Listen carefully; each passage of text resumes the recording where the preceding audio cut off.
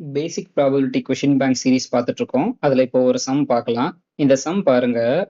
A bag contains 3 green balls, 4 red balls, 1 blue ball only.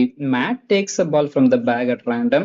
Some probabilities are marked on a probability scale. நமக்கு probability scale இருக்கு.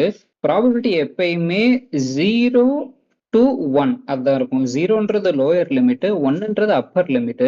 இது எத்தனை பார்ட்ஸா பிரிஞ்சிருக்கு? 1 2 3 4 5 6 7 8 totally நமக்கு 8 பார்ட்ஸா பிரிஞ்சிருக்கு. 7 stripes இருக்கும், 8 parts இருக்கும். இந்த இதுல ஃபர்ஸ்ட் நம்ம ரெட் பால்னு பார்க்கும்போது டோட்டலி நமக்கு இருக்கிற ரெட் பால்ஸ் வந்து 4, டோட்டல் 8 இருக்கு. 4/8 வந்து நம்ம சிம்பிளிஃபை பண்ணா 1/2ன்னு வரும். அதோட டெசிமல் வேல்யூ 0.5.